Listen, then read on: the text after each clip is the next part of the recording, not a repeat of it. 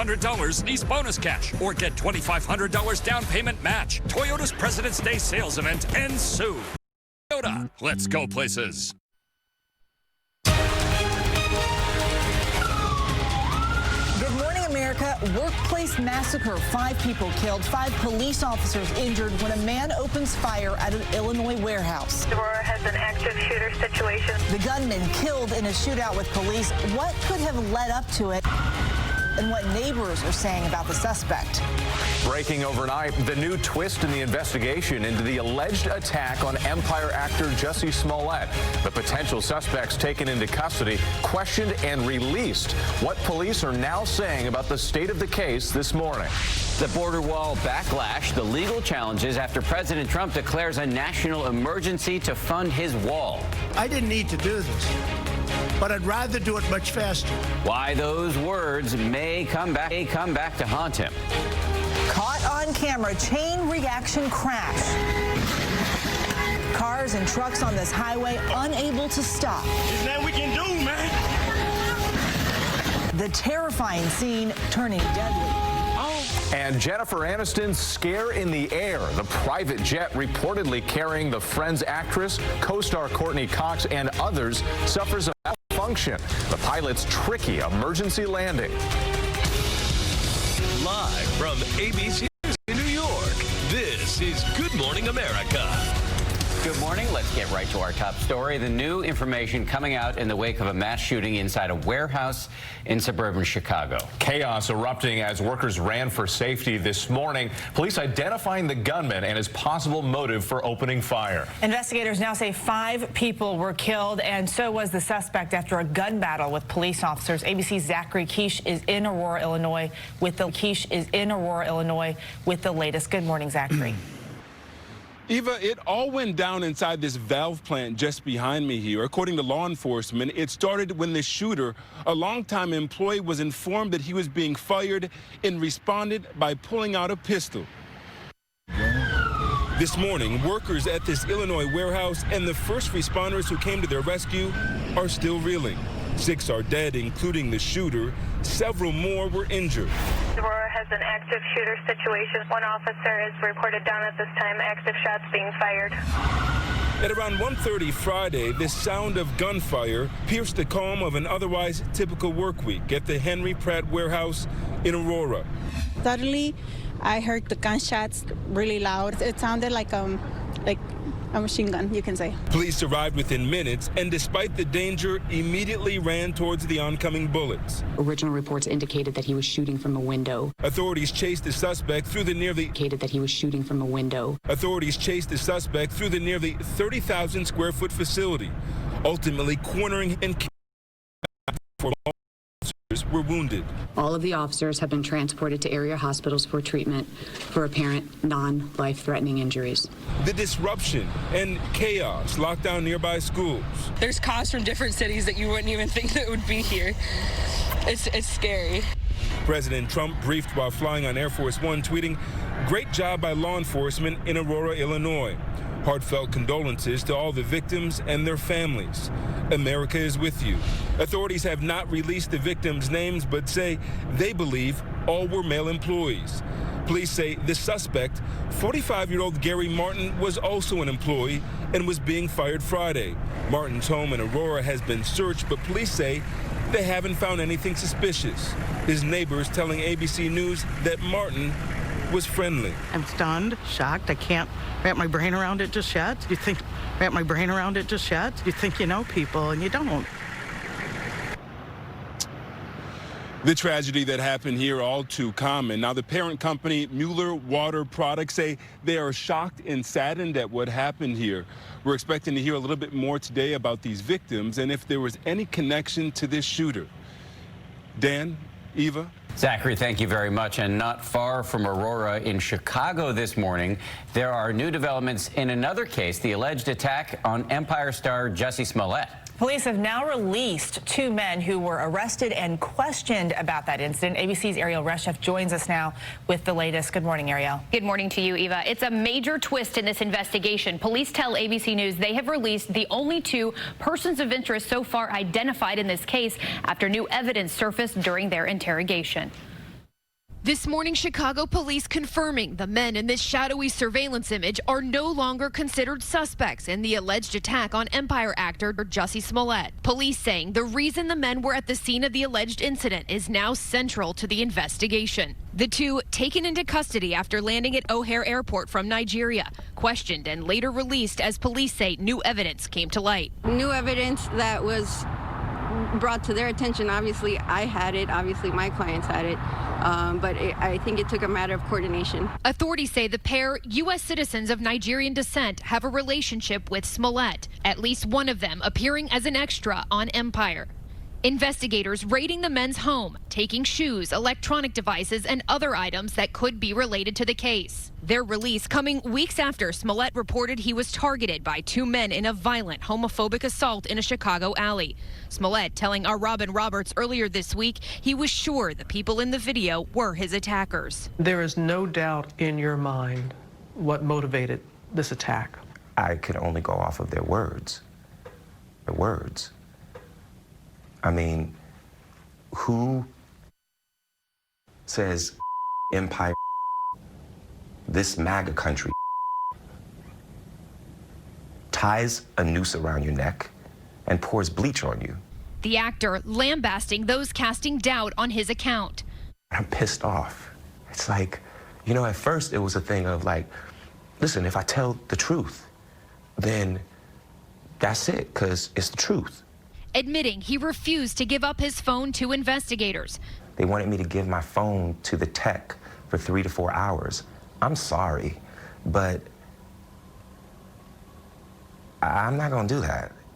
Why? Because I have private pictures and videos and numbers. But stressing emphatically he's been cooperating with police. Now, the attorney for the two men says they're baffled by their lengthy interrogation and have maintained their innocence throughout. Police say detectives have additional investigative work to complete. So many people interested in this case, so we're waiting to hear. A lot of people eager for answers. For sure. Difficult story. Ariel, thank you.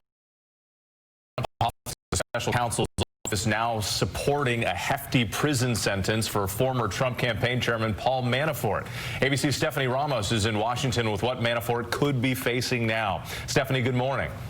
Hey, Whit, good morning. In a 27-page sentencing memo filed overnight, special counsel Robert Mueller's office says Paul Manafort, the president's former campaign chairman, deserves up to 24 years in prison for his financial crimes, which he was convicted of last summer in Virginia.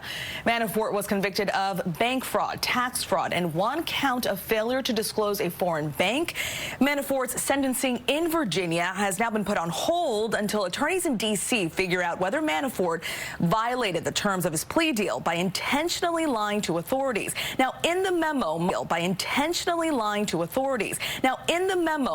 office calls Manafort's actions brazen and bold, and that his age should not be considered when deciding on a sentence.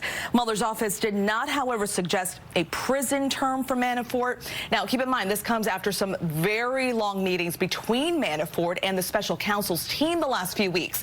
Manafort just this Friday agreeing to cooperate with Mueller and his Russia investigation, which could get him a lesser prison sentence. Guys, back to you. Stephanie, thank you. And there's also news this morning involving another associate of the president who's become entangled in the Russia probe. Roger Stone is now facing a gag order from a federal judge. The longtime Trump confidant is now limited in what he can say in public about his case. The judge worrying aloud that Stone's public statements could bias a jury. Stone is facing 7 criminal charges. He's accused of lying to Congress, obstruction of justice, and witness tampering. And the other big political headline this morning, President Trump signing legislation to fund the government and avoid a shutdown, but also declaring a national emergency in order to fund his border wall. That emergency declaration is now, though, facing threats of multiple lawsuits as well as legislative challenges. And ABC's White House correspondent Tara Palmieri is in West Palm Beach, where the president is spending the weekend. Tara, good morning. Good morning, Dan. The White House made this announcement anticipating the legal fights ahead. Now the question is, how long will it take for them to win this so that they can access the money to actually build the wall? After publicly considering it for weeks, the president declaring a national emergency at the southern border. We're talking about an invasion of our country.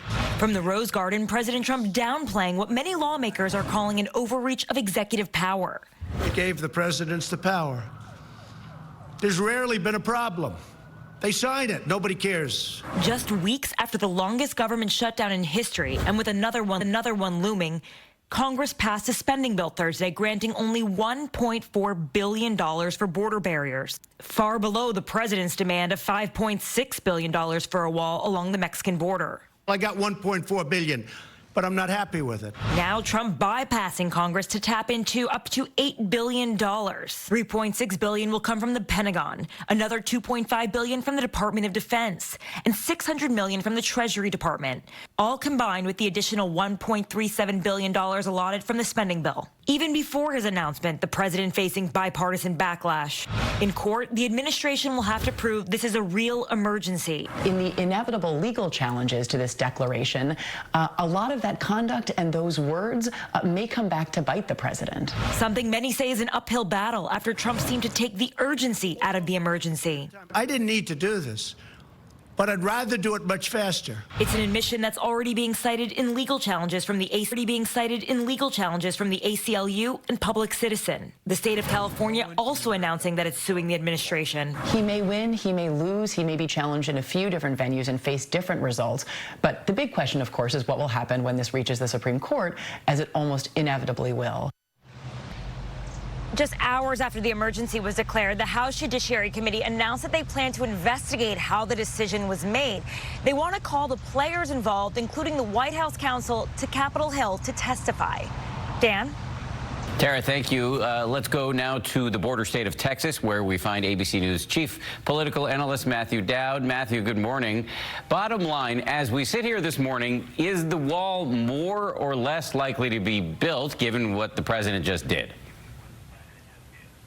Well, first, the campaign promise that Donald Trump had, which was he'll build a wall and Mexico will pay for it, has already been broken. So that part's never, as we know, it's never going to happen. I think the president constantly gets in his own way on these things.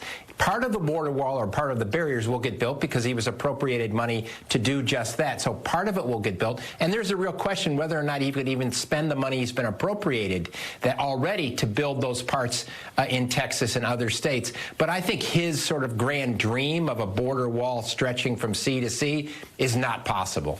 You know, people have been worrying on both sides of the aisle, Democrats and Republicans, worrying aloud about the precedent, the knock-on consequences of the president declaring a national emergency in order to build this wall, which some people say it's not actually an emergency. What are your concerns as you look at this?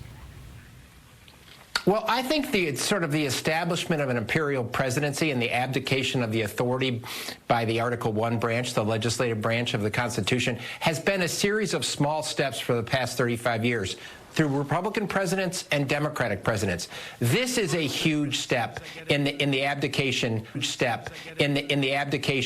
of that responsibility by the House, by the Congress. And so I think this president is going to be under constitutional restraint, and maybe we finally have a Congress, at least the House of Representatives, will take steps back to retake the Article 1 power that they've had, because this is the ultimate power of Congress, which is the appropriation power, and this case of what the president done seems to be in direct conflict for that appropriation power. Yeah, it was interesting to see Senate Majority Leader Mitch McConnell supporting the president on this. But let me move on now to a different story. We were just talking before we got into the border wall fight about these new developments in the Russia probe. We're seeing judges cracking down on both Roger Stone and Paul Manafort, both close associates of the president. As you watch this news play out, do you think this spells any trouble for the president himself, or is it unrelated?